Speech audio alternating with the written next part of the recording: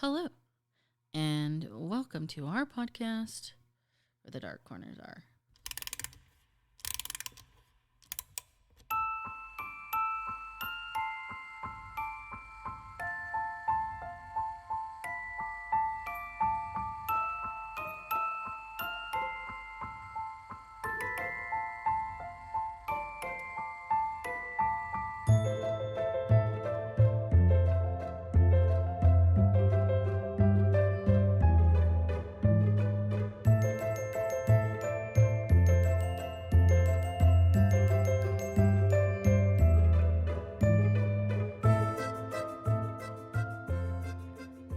Hello. I am Vina, and I am your Dark Travels hostess. Tonight, we have a... Ladies and gentlemen, it's time for another episode of Serial Killers. Serial Killers. Serial Killers. Serial Killers. With Sierra. Yeah.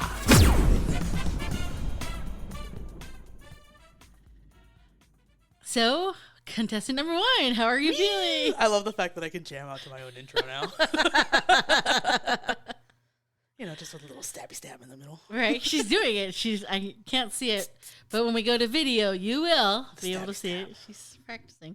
I'm not practicing. You don't need to practice if you have perfection. Okay, wow.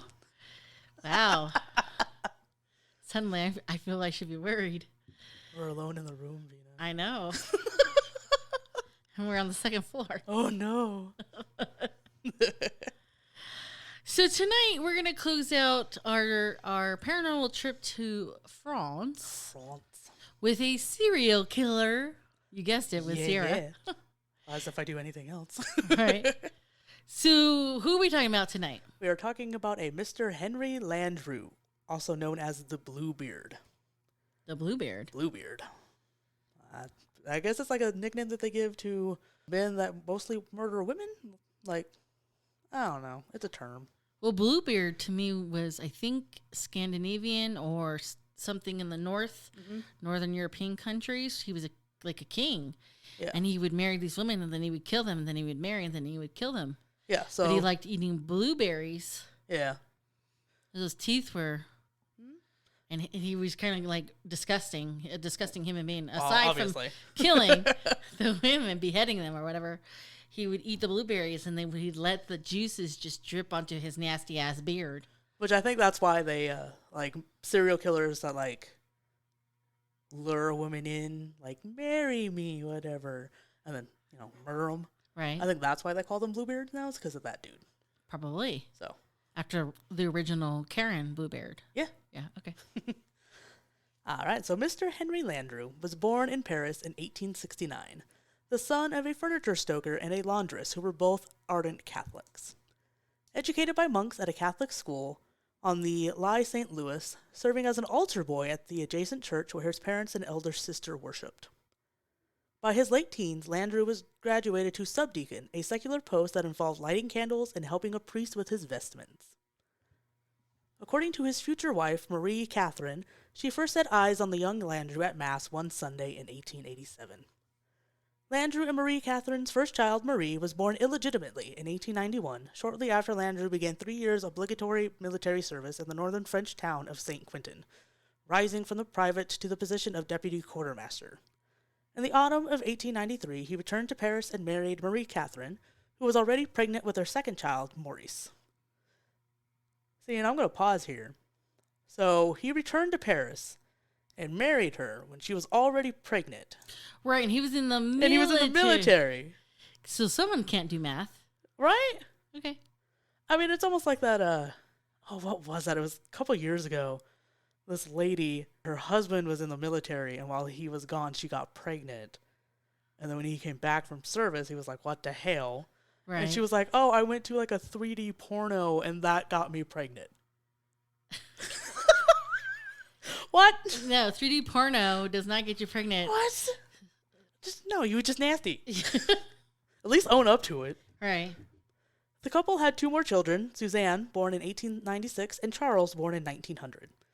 During the 1890s, while his wife worked as a laundress, Landru drifted from one job to the next. He was employed for short periods in Paris as a plumber's accountant, a furniture salesman, and an assistant to a toy maker. In a later newspaper interview, Marie Catherine described Landru as a model husband and father in the early years of their marriage, even though she also told police that he was a skirt chaser from the very beginning. Sounds like a man. Yeah, well, yeah. Landru's drift into crime and possible insanity seems to have been associated with his ambition to become a famous inventor. Famous inventor? Inventor. What was he trying to invent? Serial killing? He's way too far along for that one. Okay. They were serial killing people back in like caveman days. Correct. You missed Jack the Ripper by a couple of decades. Shoot. In 1898, he designed a primitive motorbike, which he called the Landru, and then deceived several potential investors into giving him money to build a factory to manufacture it. Having pocketed the money, Landru vanished. Of course he did. Did the wife go with him? Or Nope. Okay. So he left the wife. Yep. Other projects that Landru began in the late 1890s and early 1900s included a plan for a new suburban railway line west of Paris and an automated children's toy. Meanwhile, he was constantly on the run from police, seeing little of his family and laying low for a year in La Havre. In 1904, Landru was finally arrested in Paris after falling on the street as he was running away from a bank he had tried to defraud. Again, homeboy got serial killed. Like slasher movied. So he fell on his own accord. Yeah. Because gravity. Yeah, because gravity, and tripped over something invisible, just like all the people do in horror movies. Right. He was remanded in custody at the Santé prison, where he made what appears to have been a fake suicide attempt, slipping his head through a noose made from his bedsheet just as a guard was entering his cell. How convenient. How convenient. Was examined by Dr. Charles Vallon, one of France's leading criminal psychiatrists, who concluded that Landru was on the frontiers of madness, but was not yet insane and was still responsible for his actions. Okay, good.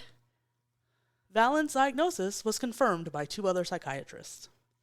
Vallon was sufficiently concerned by Landru's behavior that he warned Marie Catherine to be on guard in the future. Yes.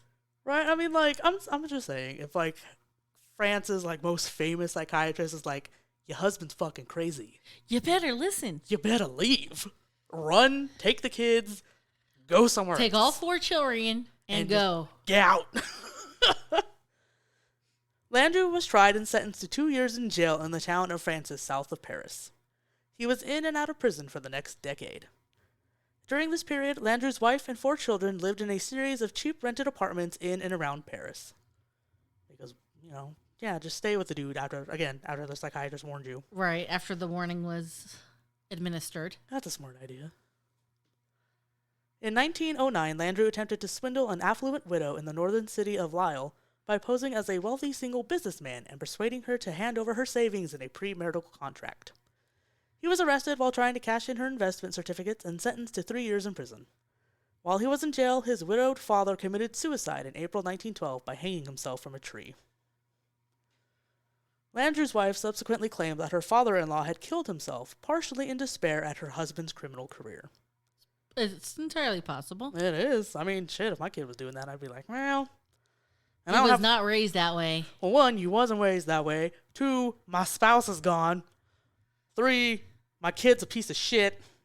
I have nothing left to live for. Right. I mean, sad as that is, but it could have been. Right. It is also said that in autumn of 1912, as soon as he was released from prison, Landru stole around 12,000 francs, or approximately 40,000 in modern-day money, that his father had pointedly left Marie and the 4 children rather than him. What a fucking asshole. You're stealing from your wife and your kids, homeboy. Who were living in poverty already, sir. Because of you, dick. See, this is why I'm never going to get married. I don't want to deal with that shit. I understand. In the winter of 1913 to 1914, Landru executed easily the most successful swindle of his career, duping more than a dozen individuals into giving him a total of 35,600 francs to invest in building a fictitious automobile factory. He went on the run in April of 1914 with all of this money, plus most of his father's inheritance, just before the police came to arrest him. In late July 1914, he was tried and convicted for the fraud. Taking his previous convictions into account, the court sentenced Landru to 4 years of hard labor, followed by exile for life on the French Pacific island of New Caledonia. So he had to go do some hard labor? He was supposed to. Oh. He didn't. Okay. So these were just petty, not petty, but, they're not the crimes we're here to talk about. No. Let's get into the murders. I think, side note, I think I recently watched something about that particular, because you have to cross the Pacific and go South America for this particular prison. Yes, I believe so. And so you're in South America, you're in the equator area where it's motherfucking hot. Yeah, no, my chunky ass would not survive. Right, but I think if I remember correctly, this particular prison was really a horrendous place to go to prison. Yeah. Just not only the location, but the treatment and the lack of supplies and stuff there. Oh, yeah. Was pretty horrific. But continue on. Yeah. So we're going to get into what we're all here for. Murders. Landru had escaped to a village near the town of Chantilly, just north of Paris, in the company of Jean... How did he escape? He was in jail. So he did the hard labor, and then he was supposed to be exiled. And I'm going to assume on the way... He managed to escape. Yeah, wherever they were going to ship off to, I would assume they'd have to, get him to the ocean. And transport get him on a boat. Yeah. Right, okay. So somewhere in between there, he ran. In the company of... I apologize, I don't speak French. Jan Chuchet, a pretty 39-year-old Persian seamstress who had been widowed in 1909. She knew him at this stage as Raymond Dayard, an industrialist from northern France who had promised to marry her and had persuaded her to give up her job making lingerie for a dress shop in Paris. Okay. Of course. Chuchet appeared to have hoped that Landru, alias Dayard, would provide a respectable home for her and her only son Andre, 17, who was illegitimate. The balance of Chuchet's relationship with Landru changed completely in early August 1914 when Germany declared war on France. Everything changed, but... Everything. Did he, he was in jail. How did he meet her? Who knows? I mean, so for some of his later victims, he put in ads in newspapers, singles ads. I was going to say, I'm trying to recall, we've done a couple episodes where there was, I guess you can say, the newspaper version of Tinder. Yeah, the singles column or whatever. Heart to heart or... Yeah, stuff like that. They had a lot of different ones. Right. So I'm wondering if he saw her advertisement in the newspaper whilst in prison and began writing. But I mean... It would surprise me. You can't write a letter to prison without saying prison. Yeah. So this is interesting. Again, it's how do these people have all the time and money? Right. Because I got bills, folks. Well, again, one, it was way back in the day. Shit was way cheaper than what it is. Two, he stole all that money. And he had the inheritance money. But still... I mean, assuming that he didn't have it on him when he was arrested, he probably had squirreled it away somewhere. Right. And then when he escaped, went and got it. So, who knows? Okay, so it changes when Germany declares war. Yes. Landru failed to make a rendezvous with Chuchet, who had returned to Paris to be with Andre, still living in her old apartment. In despair, Chuchet went back to the house near Chantilly, accompanied by Andre and her brother-in-law, hoping to find him. The house was empty, but she found Landru's identity papers inside of a chest, along with various fake documents. The next day, Chuchet visited Landru's abandoned apartment in southern Paris, where she discovered that he was a criminal on the run who should have been deported to New Caledonia. Chuchet insisted to her sister and brother-in-law that her engagement with Landru was over, but when he reappeared in late August 1914, she resumed their relationship. No. Dumb. No. Meanwhile, she kept a close watch on her patriotic son Andre, who was desperate to join the army and fight the Germans, even though he was too young to volunteer. Late November of 1914, Chuchet suddenly pulled Andre out of his job at an automobile factory in northwest Paris. At the start of December, Chuchet and Landru, posing as Monsieur Chuchet, and Andre moved to a house in Vernolet, a small town by the Seine. Over Christmas, Chuchet wrote to a woman friend in Paris, explaining that it would not be convenient to her for her to visit Vernolet because of the poor weather. In mid-January, Andre learned that, to his joy, that his scheduled recruitment into the army had been brought forward by 2 years. In the summer of 1915. Well, they're at war, so they needed everybody. Oh, yeah. He wrote a letter to a friend in the army on the 20th of January, reporting his good news, and another to an uncle a week later. Then Chuchet and Andre disappeared without a trace. No one ever saw them again. Was there insurance policies involved? No. Okay. Landru's subsequent murders between 1915 and 1919 were presented chronologically at his trial, creating the false impression that he had met the woman in the order in which he killed them. In fact, one of his known victims had been engaged to the married Landru for more than 2 years before he murdered her, a period during which he killed at least 5 other women. Another victim had known him for more than a year and a half before she disappeared, while his last known victim, a prostitute, may have first encountered Landru as early as 1914. So he was a repeat customer. Oh, yeah. It was also taken for granted by the police and the prosecution that he had recorded a total number of victims in his list of 11 names and code names he had written at the back of a little black notebook, which was discovered immediately after his arrest. This is questionable for several reasons. Landru did not acquire the notebook until the spring of 1915, more than a year after he first met Jean Chuchet, his first known victim. He did not begin to keep detailed notes in the notebook until the summer of 1916, and even then, statements by various witnesses proved beyond doubt that Landru did not record all of his planned and impromptu encounters with women in the later years of the war. Landru claimed at his trial that the list was simply an admirare to remind him of the clients from whom he had bought furniture as a second-hand dealer. But he wasn't, it wasn't his career to sell. He was a furniture salesman at one point. Right, but I mean, we're not talking a lengthy time. No. And he'd moved on. Yeah. From furniture sales. Yeah. People be dumb.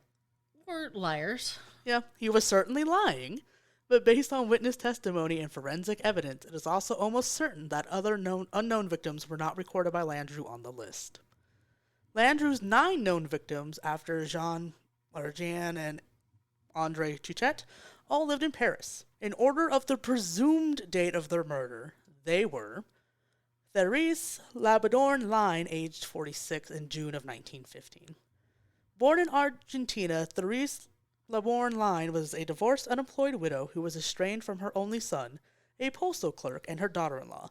She met Landru either through a Lonely Hearts advertisement he placed on May 1st, 1915, in the Le Journal. Yes, that's what it's called in America, Lonely Hearts. Yes.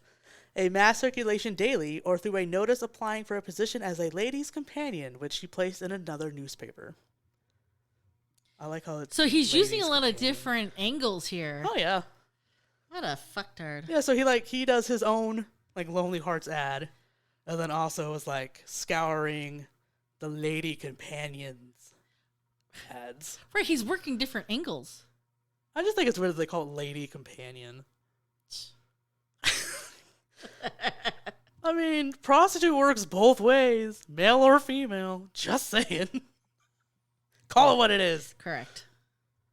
Marie Angelique Julin, aged 52, August of 1915. She was a widowed retired housekeeper living near Paris's Gare de Lyon, who had inherited a substantial sum from her last employer. Goulin answered Landru's May 1st, 1915 Lonely Hearts advertisement and believed his story about being the next consul general in Australia in need of a wife to host diplomatic receptions. Oh, Lord. God. He's fucking working this shit. Oh, yeah. I mean, obviously, this dude was smooth. He killed, known 9 women. But all within, pretty close proximity to each other. But I mean, the stories that he's weaving, yeah. He's probably sitting at a cafe, smoking a cigarette. Twirling his mustache. Right, helping the Nazis doesn't catch his ass. Out and about on the streets without proper paperwork.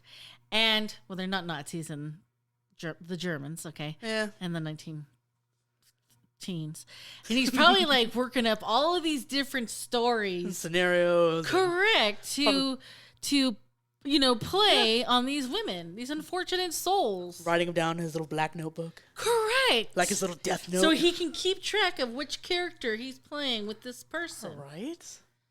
Birth Eon Heon. I apologize in advance.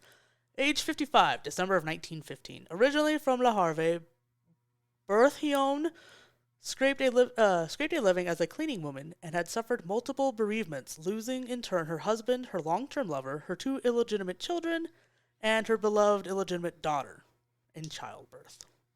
That's a lot of loss. That is, and she's only 57. That's pretty young. 55. Still young. Younger. She met Landru in the summer of 1915, probably via a second Lonely Hearts advertisement he placed in La Journal. Posing as a businessman, Landru pretended he was in search of a wife to join him in the pretty colony of Tunisia? Jesus Christ. So, quick question. Is he taking money from them once they're dead? Oh, I wouldn't doubt it. Okay. He probably, married. Well, it doesn't sound like she has money. So No. maybe he's just doing it for practice and or killing. Yeah, just to get the itch out of the way. Correct. This bitch don't have money, but stab. And then the next one will have this money. unfortunate soul doesn't have any money. I'm going to practice on her. Yes. I was just saying it from his point of view. I guess I should have said it with a French accent.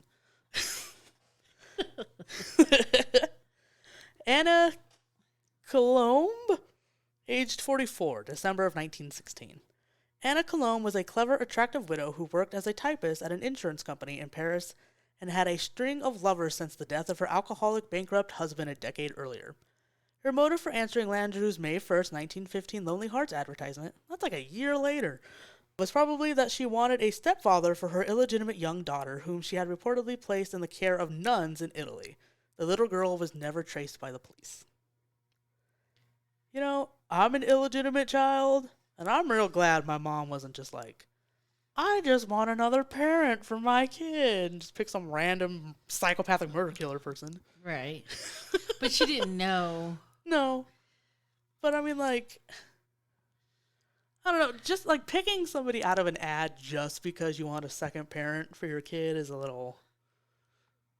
No. I think survival was very different than it is today. Yeah, modern day definitely wouldn't do it. Back in the day, especially back then where women really didn't have many rights. Or options. Or options. Or money. Or ways to earn money. Because if you look at even the list of women that you're talking about now, going back to his first wife, she was a laundry lady. Yeah. There was a seamstress. She's a typist. How much money do you think they're making? Not a whole lot. Correct. Fair. Andre Babelais, age 19. Ugh. April of 1917. Chatty and vivacious, Andre Babelais was a nanny and possible casual prostitute. The way that's worded. Right. Casual prostitute. Just when she felt like it, I suppose. Just when she's hanging out with the boy. Or she needed money for a purse that she was eyeing. Ugh. Whom Landru picked up one evening while riding in the Paris metro. Babelais spent the next 10 days living with Landru, whom she called Lulu, in a room he rented near Paris's Gare du Nord, and then a further fortnight at his rented house near Gambius, where she had been seen by a local game warden learning to ride a bicycle.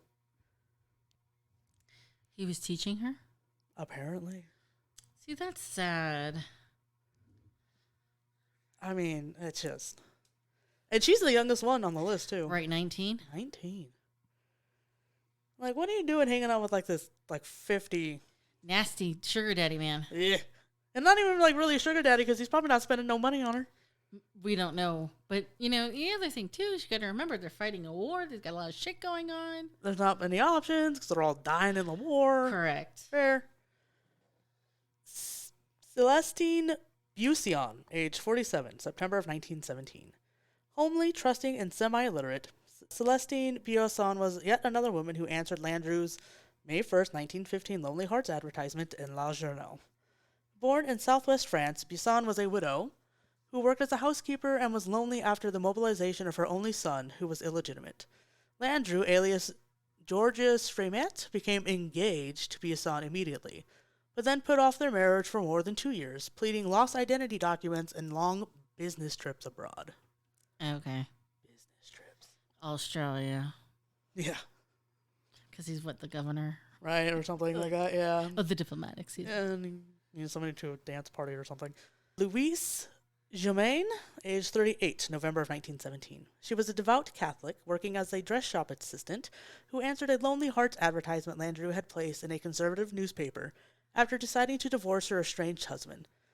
Germaine initially refused to sleep with Landru, alias Lucien Goulet, a refugee from the German-occupied Andries region.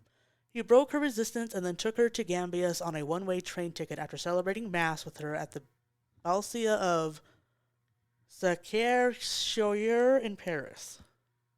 I massacred that. Anna Marie, or Annette Pascal, age 37, April of 1918. On account of her wide-brimmed hats, Annette Pascal was nicknamed Meme Sombrero by her neighbors on the street near the Père Lachaise cemetery where she lived and worked, making dresses for a Paris fashion house. Pascal was divorced and childless following the death of her only son in infancy and was looking for a so-called sugar daddy, or VX Monsieur, in September of 1916 when she spotted Landru's Lonely Heart advertisements in the Paris Evening Daily. Well, he just kind of planted that same card or that same advertisement everywhere. Oh, yeah. And, well, some of them in like 1918 or 1917 are answering his ad from like 1915 or 1916 or whatever it was. Right. Like years later. Right. Like, this is like the Craigslist scenario happening right now. Marie-Therese Marchandier, age 37. Born in Bordeaux, Marie-Therese Manchier was a career prostitute in a familiar sight on the street outside of her apartment on Paris's Rue Saint-Jacques. Yeah, Jacques? Where she liked to walk her two beloved Belgian Griffon dogs. At Landru's trial, the prostitute claimed that he first met the heavily inebriated Monsieur in October of 1918 after she advertised to sell her furniture. Circumstantial evidence suggested that he may have encountered her several years earlier in the port of Le Havre or in the provincial town of Barouvius. Landru was able to avoid capture during the war for three principal reasons. One was the war itself, which denuded France's civilian police force, as officers of military age were mobilized and sent to the front. In Vernolet, where Landru rented his first house from December of 1914 to August of 1915, there was just one constable for the whole town. In Gambius, where Landru rented his second house from December of 1915 till his arrest, there was one constable in his early 70s, stationed at the village, and a single mounted garde-maid in the market town of Hardin 4 miles away. I mean, that's like... Yeah, in 70? Back in the early 1914s? They're not the same kind of 70-year-olds we have now. Well, and the whole thing is like, I understand, like, you know, war and you need bodies to fill positions, but leaving one police dude in a whole town? At the age of 70, yeah. You know, one of our very first serial killers, which the story is absolutely incredible if you have not heard it, he got away with so much shit because, you know, 20 years, 30 years later, the fucking Nazis do roll up. Yeah. And France has got a lot of problems on their hands. And serial killers kind of fall to the wayside. Yeah. And they took full advantage of it. I mean, why not? Absolutely. Secondly, Landru's wife and 4 children knew his whereabouts throughout the war, but shielded him from police. Jesus. Landru's youngest son, Charles, worked as his self-styled apprentice. Oh, Lord. Helping Landru remove furniture and other possessions from at least 5 of his known victims' apartments and later acting as his father's chauffeur. Oh, my God. So he's fucking robbing these people at the same time? Yeah. Robbing all their shit, killing them, getting his son to drive them around. Yeah, probably taking all of their monies. Oh, yeah. His eldest son, Maurice, was mobilized in the summer of 1915 and arrested soon afterwards for various frauds and thefts, including the receipt and sale of valuables from Landru that had belonged to his first known victim, Jeanne Chuchet. Following his release from prison, Maurice helped Landru concoct a cover story to explain the disappearance of his 6th known victim, Anna Colombe, to one of Anna's friends. Meanwhile, Landru's wife lived for most of the war in the northwestern Paris suburb of Clichy, under the false name Fiammette, one of Landru's aliases, in an apartment where he was seen coming and going at regular intervals. I wonder if he was supplying her with her money to help keep her quiet, probably, too. Right. Yeah. Because, I mean, again, even without the background of war happening in your neighborhood, yeah, you are just a laundromat lady, that wears on your body really fast. Oh, absolutely. Especially after 4 kids to look after. Mm-hmm. So it's highly probable he was sending her hush-hush money. Oh, yeah. For sure. But we could be giving them too much credit. Yeah. Landru's wife forged the signature of his 8th known victim, Celestine Buisson, so he could gain access to her bank account, and impersonated his 9th known victim, Louise Jamain, for the same purpose. Lastly, Landru benefited from the indifference of police officers and village officials to the fate of the women at a time when hundreds of thousands of young men were losing their lives at the front. It is arguable that Landru might never have been arrested without the persistence of another woman who forced the authorities to investigate the suspicious man who rented the Villa Trek outside of Gambius. So he got caught. Because of a woman. But isn't that ironic? Yes. Marie Lacoste, the younger half-sister of Celestine Buisson, was an unmarried housemaid who disliked Landru, alias George Fermet, from the moment she first met him at Buisson's apartment in the summer of 1915. Over the next 2 years, Lacoste began to suspect that Buisson's fiancé was a marriage swindler, out to get his hand on the naive Buisson's savings. Lacoste's suspicion was confirmed during a visit with Buisson to the Villa Trick on August 1917, when Buisson admitted that Fremont had taken charge of her investments. Buisson refused to take Lacoste's advice to end her engagement to Fremont, and the 2 siblings were scarcely on speaking terms when they returned to Paris. A day later, Landru took Buisson back to Gambius, traveling on a one-way train ticket. She was never seen again. During the autumn of 1917, Landru became increasingly worried that Lacoste might suspect him of Buisson's murder. He tried to reassure Lacoste that her half-sister was still alive by sending her 2 fake postcards from Gambius, purportedly signed by Celeste. Lacoste instantly recognized the signatures were forgeries, but having concluded that Landru was just a con man, did not take another action. Still worried, Landru turned up alone on several occasions at Lacoste's workplace to invite her to dinner with Buisson at Buisson's apartment in Paris. Oh, it sounds like he was trying to lure her to kill her. Oh, absolutely. Landru knew the apartment was empty and almost certainly intended to kill Lacoste there. Absolutely. Each time, Lacoste refused, eventually telling Landru to get lost and not come back. Smart woman. Yes. For the next year, Lacoste mentally washed her hands of Buisson, deciding that her half-sister was too ashamed about falling into the clutches of a crook to want any further contact between them. In December of 1918, Lacoste received a letter which stirred her to action. Buisson's son had been blinded during the war, and from his home in southwest France had tried to contact Buisson to borrow money, following what he had called a serious accident. She had not replied, prompting the son to ask Lacoste if she could intervene with Buisson on his behalf. Lacoste visited Buisson's old apartment, where the concierge told her that Buisson had not been seen there in the summer of 1917, and that at least one other woman had subsequently spent the night at the address with Fremont before he paid off the lease. Thoroughly alarmed, Lacoste concluded that Landru had probably killed Buisson and had been planning to kill her when he invited her to the apartment. She rapidly compiled a dossier for the police, noting Landru's physical appearance, his known movements with Buisson since 1915, the location and design of his house near Gambis, his thefts from Buisson's bank accounts, the forged postcards after her disappearance, and his phony invitations to dinner. On January 11, 1919, Lacoste took her dossier to the local police station in Paris, accompanied by a fellow maid called Laurie Bonheur, who had seen Landru when he had visited the house where they worked. At the station, a police officer told Lacoste that she needed to contact the authorities in Gambius, where Buisson had vanished. The next day, Lacoste wrote to the mayor of Gambius in her best formal French, forgetting her full stops as she raced on. You have in your commune a house at about 100 meters from the church, which is called the Maison Trick. The name of the owner, I do not know him, but the house was rented in 1917 to a gentleman around 40 years old who had a long brown beard and who had the name of Monsieur Firmet. Therefore, this gentleman lived in this house for a good part of the summer of 1917 with a woman of about 45 to 50, or more exactly 47, with blue eyes and chestnut hair, medium height. The mayor denied any knowledge of C.S. Buisson or a man called Fremont living at the mansion. This claim was short well of the truth, because the mayor recognized the man described accurately by Lacoste by another of Landru's aliases, Raoul Dupont. The mayor did, however, put Lacoste in touch with Victorine Paillet, the young sister of Landru's sixth known victim, Anna Calome, who had made the identical inquiry about Calome in 1917. Lacoste contacted Paillet, and after conferring about their separate investigations, they filed 2 missing person complaints with the prosecutor's office in the department of Seine-Ouest, where Gambius was located. By a delusionary route, the case was finally wound their way back to Inspector Jules Bien of the Paris Flying Squad, or the Brigade Mobile. Bellin interviewed Pilat and Lacoste and then plagiarized most of the latter's research for an internal police report in which he falsely took the credit for Landru's arrest. Douche. Okay. This is not the time, sir. Right?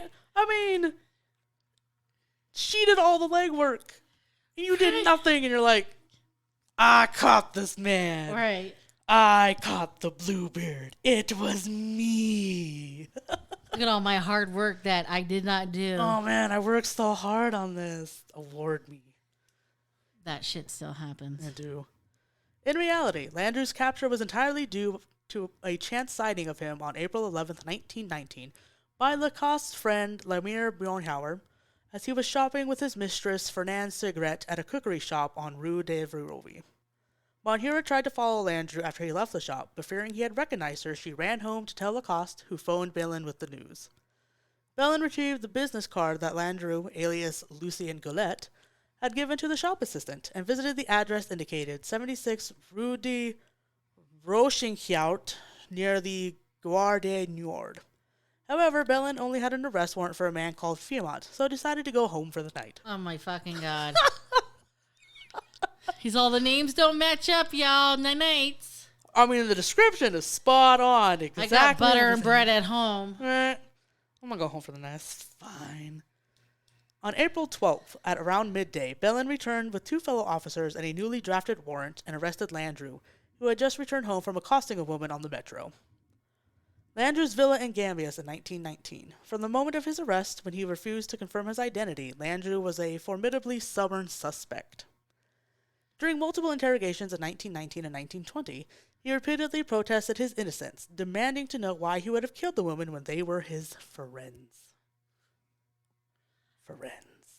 Answering Lonely Hearts ads. Right. Multiple. Multiple. The investigating magistrate Gabriel Bonin was initially confident that he could wrap up the case in a matter of days, following discovery on April 29, 1990, of some tiny fragments of charred human bone debris beneath a pile of leaves in Landru's back garden in Gambius. However, this material was more problematic than it first appeared. Gradually, Bonin's inquiry was enmeshed in a series of interlocking, seemingly insolvable puzzles. Dun, dun, dun. So does he think he has more than one victim back there? So he does, but you'll find out why it's a little bit controversial. Okay. In the weeks after Landru's arrest, the police gathered overwhelming proof that Landru had stolen the financial assets and possessions of the 10 missing women on the list in his notebook. Landru had kept the booty he had not sold at a garage in Clichy and various storage deposits around Paris, along with the files on dozens of women he had contracted during the war via Lonely Hearts advertisements and matrimonial agencies. Matrimonial agencies? Yep. Wow, this guy was really fucking working it. Oh, yeah. What the police lacked was direct evidence of murder, apart from the charred bone debris discovered at Gambius, and under the microscope, these fragments turned out to be a veritable puzzle, according to Dr. Charles Paul, the director of the Paris Police Laboratory. Paul and his colleagues were only able to establish that the debris had come from 3 or more skeletons. They did not know if the skeletons were female, because there was no pelvic bones, nor could the forensic scientists confirm that the fragments came from 3 or more of the women who were known to have been vanished at Gambis. So they have these fragments, but they can't obviously link them. DNA style now. I mean, 100 years later, they're going to be able to. Well, I don't could you even get DNA from just like a bone fragment? Or would you have to get the marrow? They would. My assumption is marrow. Yeah, so I don't think they could even. Right. But they might be able. I don't even know if they. It's amazing how they were able to solve certain types of crimes before. Yeah, before all this. We're talking 100 years ago. Oh, yeah. So, and in the 1919s, about this time, I think the war is actually over. Mm-hmm. So, I think the peace treaty actually gets signed in June of 1919. I believe you're correct. So, although Paul avoided speculation in his report on the debris, it was possible that the fragments came from the burnt skeletons of other unknown victims whom Landru had killed in the Villa Trick. This possibility was reinforced by the evidence of one witness in particular, an army doctor who had seen Landru dumping a heavy package in a pond near Gambas in the late spring or early summer of 1916. Why didn't you report it? Right. That's suspicious activity. That looks like a body he's dumping. I'm going to go have a cigarette. Right, 1916. 3 years. You could have saved so many lives, potentially. Right. Dumbass. The doctor did not testify at Landru's trial, pleading illness. Of course. But he didn't want to have to answer for his incompetence. Right, shit. But the prosecution acknowledged that his sighting did not fit the timeline of the known disappearances. About 6 months after the presumed murder of Landru's fifth known fiancée and 6 months before the death of the next victim on the charge sheet. To varying degrees, Landru's wife and 4 children were all complicit in shielding him from the police during the war and abating his thefts from the missing women. Fuck yeah, they were. The unanswered question is whether any, some, or all of them were also complicit in his murders. Well, the youngest might have been. His youngest, Charles, acted as his self-styled apprentice from 1914 to 1919, helping Landru to clear 5 of the women's apartments after they vanished. 2 days after Landru's arrest, Charles also admitted assisting his father with unexplained gardening work at Landru's house in Verlant in early 1915, around the time that Jeanne and André Chouchet had disappeared. Gardening. Right. I mean, decomposing bodies do make really good fertilizer. Just saying. Sure. Which is why a lot of the times they say if you see a fairy ring, it's because there's probably a body underneath there. I did not know that. Yeah. Because dead bodies help mushrooms grow. Oh, okay. Yeah, fun little facts with Sierra. Now that's another song for another day. There you go. Fun little facts with Sierra. It's all about murder. Yeah. Landru's eldest son, Maurice, was arrested for swindling and thefts in the autumn of 1915, shortly after his mobilization and tried by court-martial. Among the valuables of Maurice's possession was jewelry belonging to Jeanne Chouchet, which Landru had given him. In January of 1917, following his release from a military prison, Maurice assisted his father in creating a cover story to explain the disappearance of the 6th missing woman, Anna Cullum. Landru's wife, Marie Catherine, forged at least one of the missing woman's signatures so Landru could gain access to his victim's bank savings. Under interrogation, Marie Catherine initially protested her innocence, claiming that her only crime had been to love my husband too much. No. She eventually confessed, while insisting that she had no idea why Landru had asked her to commit the forgery. The complicity of Landru's 2 daughters, Marie and Suzanne, is less certain. Marie disclaimed any knowledge of his activities during the war, even though in August of 1917, she had bid unsuccessfully at a property auction in Gambius on Landru's behalf for a house in which he was arrested. Suzanne moved out of the family's apartment in 1916 when she became engaged, but still saw Landru at intervals during her visits back home. In December of 1919, the investigating magistrate, Bonin, ordered the arrest of Landru's wife and Maurice Landru on suspicion of complicity in Landru's thefts and frauds. However, Bonin never formally charged them, and in July 1920 they were released from custody, in Marie Catherine's case on medical grounds, she had a bad back, and in Maurice's case because according to Bonin, his continuing detention was not helpful to the investigation. It appears more likely that Bonin decided a jury would struggle to believe that Marie Catherine and Maurice had known nothing about the murders given the clear involvement in Landru's thefts. Landru was eventually brought to trial in Versailles in November of 1921 after exhausting his appeals against previous convictions. Presiding Judge Maurice Gilbert allowed photographers to take pictures during each session, a decision which helped to stoke the sensational atmosphere surrounding the long-awaited trial of the Bluebeard of Gambius. Every day, the newspapers gave saturation coverage of the proceedings, and as the trial progressed and the possibility of Landru's acquittal on the murder charges seemed to increase, the proceedings attracted trainloads of spectators from Paris. Well, they don't have porno yet. So. Well, you gotta be entertained somehow, I guess. Correct. Celebrities who came to watch Landru included the reigning queen of French musical theater, Miss de Goudiette, the actors Maurice Chevalier and Sasha Guillory, the writer Rudyard Kipling in Paris to receive an honorary degree, and the novelist Colette, who covered the first session for the newspaper La Matin. By the end of the trial, Gilbert had lost all control of the audience, with as many as 500 spectators crammed inside, double the courtroom's capacity. Landru's 43-year-old defense attorney, Vincent de Moreau Gaffiri, widely regarded as the most famous trial lawyer in France, privately despised his client and thought he was insane. However, Moreau was also a passionate opponent of the death penalty and did not believe that the prosecution could remotely prove that Landru had certainly killed the 10 women and 1 young man on the murder charge sheet. Moreau therefore proposed to offer the jury a bargain. The defense would not contest the multiple charges of theft and fraud, even though Landru denied them, which would be enough to send Landru for the rest of his life into exile with hard label in French Guiana. They tried that already. Yeah, right. And dude escaped. An ordeal which would probably kill him before long, giving Landru's poor physical health. In constructing this defense, Morrow's chief difficulty was keeping Landru under control and preferably silent. Under examination, Landru repeatedly made clear that he knew more about the fate of the woman than he was prepared to reveal, ostensibly because he had had a sacred compact with them, which he swore him into silence. Okay. Douchebag. Adding to the impression of his guilt, Landru argued ludicrously that he had persuaded the woman via Lonely Hearts advertisements as a means to gain access to their furniture, which he had wanted to sell. He's still trying to sell that bullshit. You are not a furniture seller, sir. I only put in these Lonely Hearts ads so I could steal their furniture and sell it. Because that makes sense. He denied that any of them had been his mistresses and insisted that the incriminating list of names in his notebook was merely a record of his clients. Morrow's best chance of saving Landru from the guillotine lay in overall weakness of the murder case. As Morrow argued, none of the 157 witnesses on the prosecution's list, only about 120 of whom were called, had any direct evidence for murder. Well, it actually does sound like nobody saw him do it. Yeah. Well, I mean, obviously, since he did it for so many years. Correct. And became proficient at it. Yes.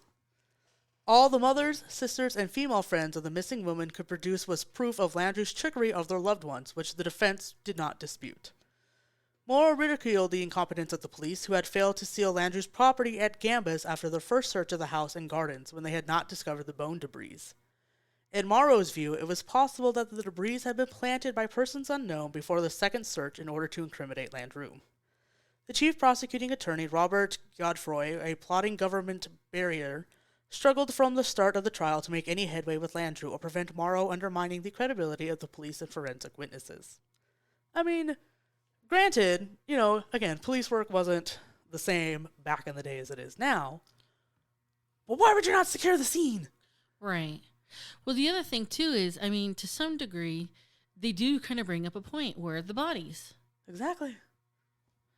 And then, I mean, he does kind of bring up the point of the bones weren't there the first time you look, but they're there the second time, knowing full well that he's under investigation. He's going to burn bones. So, I mean, I'm not trying to, I'm just saying some things aren't adding up. They needed to get this guy, though. They did. But it's just like, your incompetency bothers me. Well, and it could blow this case. Absolutely. Gilbert, the judge, effectively took over the examination of Landru as he was entitled to do under the French judicial system. Yet, while Gilbert scored some palpable hits against Landru, in particular regarding the records on his notebook, the consensus among reporters covering the trial was that the outcome would depend on the closing speeches of Godefroy and Morrow. Godefroy was suffering from the flu, forcing him to break off his marathon address on the first day and complete it the following afternoon. He itemized 8 proofs from which in his view demonstrated Landru's guilt beyond all doubt. From the one-way train tickets Landru had bought the woman on their last known journey to Gambius, to the killer's telltale noting of the hour they had disappeared, the hour of execution. In a brilliant tour de force, Morrow set about demolishing every shred of supposed certainty in the case. Yet even Morrow could not explain away the sinister fact that none of the women had surfaced following Landru's arrest. Instead, Morrow fell back on a lurid scenario where Landru had been a pimp who had dispatched the women abroad into the white slave trade. Okay. So he's not a killer, but he's a white slave trader? Yeah. Okay. I mean, on top of selling furniture, folks. That's a big fucking stretch. This dude he wears many hats. Many salesman's hats. To support his argument, Morrow claimed that all of the women had been in some sense of estranged from their families, an allegation that was demonstrably untrue in several cases and arguable in several others. The jury's verdict, delivered on the evening of November 30th, 1921, after 3 hours of deliberation, was not straightforward. By a majority of 9-3, they found Landru guilty of all 11 murders on the charge sheet. Separately, the judge unanimously convicted Landru of all the counts of theft and fraud, apart from those concerning a teenage girl who had been destitute. In the mayhem that followed the verdict, Morrow instantly added to the confusion by persuading all 12 jurors to sign Landru's pre-drafted appeal for clemency. What? Yeah. What? If the appeal was successful, the sentence would be commuted to transportation with hard labor. However, Landru refused to sign the document on the grounds that he was entirely innocent. The tribunal has made a mistake, he told the court before being led back to his cell. I have never killed anyone. This is my final protest. Yeah, your fucking arrogance is going to get you killed, so good job, you! Landru was stupidity, sorry. Oh, he's so stupid. Landru was eventually persuaded by Morrow to sign his clemency appeal, which was rejected by the president, Alexandre Malinrad. Good job, you, Alex. Just before his execution, his final request was for a foot bath. No. A foot bath? A foot bath. And it was rejected? It didn't say that it was rejected, but... Jesus. I don't like feet. I don't like other people's feet. They should be massaging his neck because he's about to meet Madame Guillotine. Hell yes. He was executed by guillotine just before dawn on February 25th, 1922, outside of the gates of prison Saint-Pierre in Versailles. The whole procedure from Landru walking out of the prison to his beheading took approximately 20 seconds. That's quick. Did he showboat? Oh, it didn't say. But I'm like, did you run him up to the guillotine? I mean, 20 seconds? What the hell? Maybe he was ready. Maybe. Landru's corpse was then buried in a marked grave in the nearby Clémenterie des Gonards. 5 years later, his remains were disinterred and reburied in an unmarked grave on the same cemetery when his family declined to renew the lease on the burial site. Well, I don't blame him. I don't either. Landru's severed head eventually found its way to the Museum of Death in Hollywood, California. I want to go there and go look at it. Do you know, I know there's a Museum of Death in New Orleans. Mm-hmm. And I think I knew about the one in Hollywood. But I know we've promoted the one in New Orleans on this podcast. Well, now, listeners, if they want, can go to Hollywood. Right, Bluebeard, the French Bluebeard asshole. Go look at his head. In the 1930s, Landru's house at Gambas was converted into a restaurant which traded on his notoriety. The house still stands and in 2017 was put up for sale. Landru's notorious oven, in which he allegedly burnt the remains of his victims, was sold at auction in 1923 to a businessman who wanted to put it on display at the Italian city of Turin beyond French jurisdiction. The Turin authorities banned the exhibition and the oven disappeared from public view, possibly acquired by another private collector. In 1968, a sketch of the oven that Landru had drawn during the trial and entrusted to Morrow's deputy counsel was produced by the lawyer's daughter. Beside the oven, Landru had written, "One can burn anything one wants in there," a remark attributed to him by a woman who had survived a visit to the house.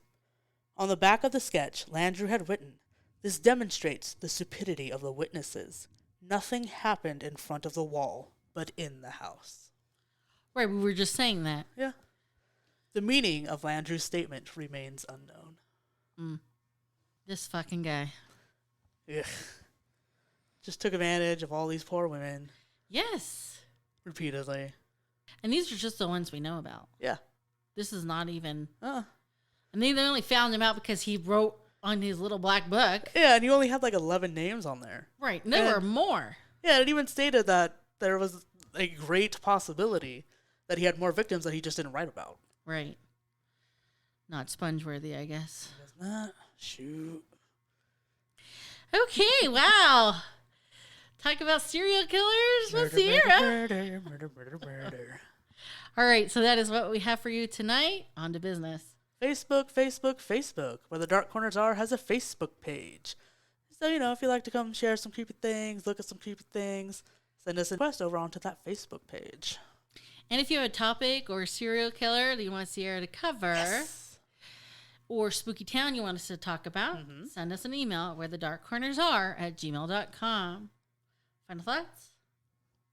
This dude is messed up. Fuck yeah. Just took advantage of people. That's terrible. Absolutely. Took advantage of women. Right? Women who were lonely and hoping for something better. Well, other than if you really stop and think about it, a lot of these women had kids.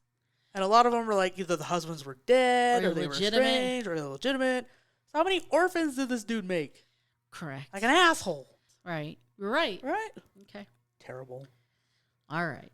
So until next time, please remember, Only the few can find the beauty in the darkness, which is why we hope to meet you where the dark corners are.